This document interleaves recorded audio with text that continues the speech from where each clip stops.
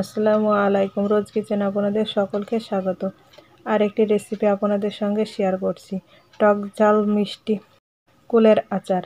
আর এই আচারটি খেতে কিন্তু অসম্ভব সুন্দর বন্ধুরা। আর এই আচারটি বাচ্চারাও খুব পছন্দ করবে এবং বড়রা পছন্দ করবে। অল্প সময়ে এবং অল্প উপকরণ দিয়ে দারুণ মজার এই আচারটি একবার বাড়িতে বানিয়ে দেখবেন।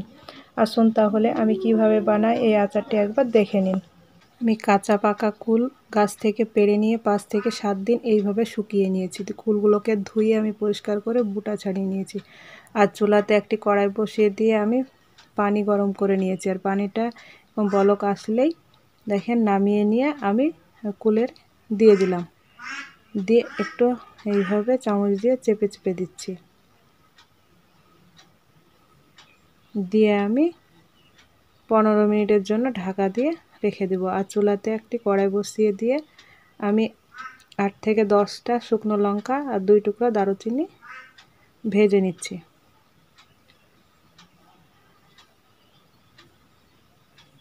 দেখেন আমার লঙ্কাগুলো ভাজা হয়ে গিয়েছে, আমি তুলে নিচ্ছি। ওই কড়াতে 1 টেবিল চামচ ধনিয়া, 1 টেবিল চামচ জিরা আর 1 টেবিল চামচ মৌরি দিয়ে আমি ভেজে নিব। আর এই মশলাটা করে কুলের আচারে দিবেন, দেখবেন খেতে কিন্তু অসম্ভব সুন্দর হবে। অল্প সময়ের মধ্যে এই আচারটি বানিয়ে নেওয়া যায়, ঝাল ঝাল আর মিষ্টি মিষ্টি। আর বাচ্চারা তো খুব পছন্দ করবে। 15 মিনিট পর আমি দেখেন ঢাকনাটা সরিয়ে কুলগুলো দেখেন ফুলে মোটা হয়ে গিয়েছে। দিয়ে আমি কুলগুলোকে একটি একটি করে দেখেন এইভাবে ফাটিয়ে নিব, যাতে মশলাগুলো ভালোভাবে কুলের ভিতর ঢুকে যায়। আশা করছি আমার এই রেসিপিটি আপনাদের ভালো লাগবে। ভালো লাগলে একটি লাইক, কমেন্ট, শেয়ার করবেন এবং আমার চ্যানেলে নতুন বন্ধু হয়ে থাকলে চ্যানেলটিকে অবশ্যই সাবস্ক্রাইব করবেন এবং পাশে থাকা বেল আইকনটি অন করে রাখবেন। যখনই নতুন ভিডিও দেবো সবার আগে আপনাদের কাছে নোটিফিকেশন পৌঁছে যাবে। একইভাবে আমি সব কুলগুলোকে ফাটিয়ে নিয়েছি। আর চুলাতে আমি গুড় দিয়ে দিলাম। এখানে আমি 1 বাটি গুড় দিয়েছি। আপনারা মিষ্টিটা যদি বেশি খেতে চান তাহলে একটু বেশি করে গুড় দিয়ে নেবেন। দিয়ে অল্প একটু আমি পানি দিয়ে দিলাম, গুড়টা যাতে তাড়াতাড়ি গলে যায়।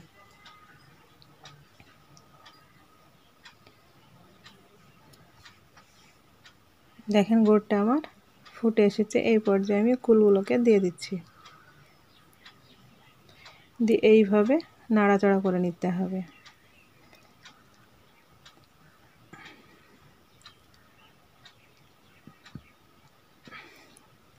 আর এই আচারটি হবে ঝাল ঝাল আর মিষ্টি মিষ্টি, দেখবেন বাচ্চারা তো খুব পছন্দ করবে। আমি স্বাদ মতো লবণ দিয়ে দিলাম, দিয়ে এইভাবে অনবরত নাড়তে হবে, না হলে তলাতে লেগে যেতে পারে।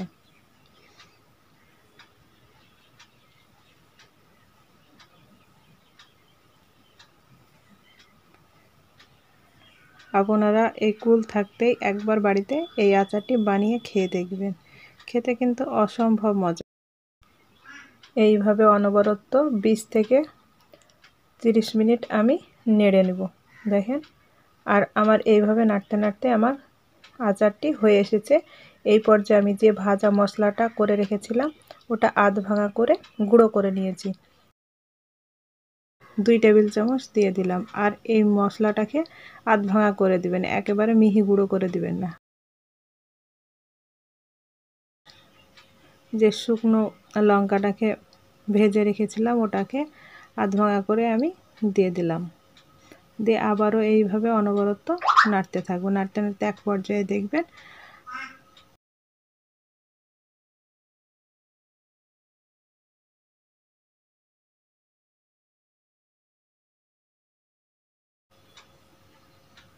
দেখেন আচারটা আমার হয়ে গিয়েছে। আশা করছি আপনারা দেখে বুঝতে পারছেন। আমি চুলার আঁচটাকে বন্ধ করে দেব। আমি চুলার আঁচটাকে বন্ধ করে দিয়েছি। আর মাশাআল্লাহ দেখেন কতটা সুন্দর হয়েছে, কতটা লোভনীয় হয়েছে। আপনারা এটা একটি কাচের বয়মে 1 মাস রোদে না দিয়ে রেখে দিতে পারবেন। 1 মাস অন্তর এটা রোদে দিবেন, তাহলে এই আচারটা ভালো থাকবে। দেখেন আমি একটি বাটিতে তুলে নিচ্ছি।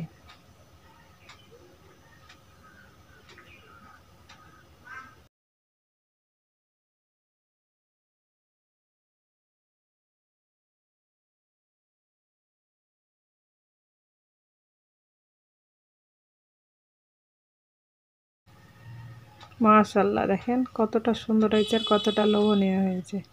আজ এই পর্যন্ত, আবারও কোনো নতুন রেসিপি নিয়ে আসবো। ভালো থাকবেন, সুস্থ থাকবেন, আমার জন্য দোয়া করবেন, আমার পরিবারের জন্য দোয়া করবেন। আল্লাহ হাফেজ।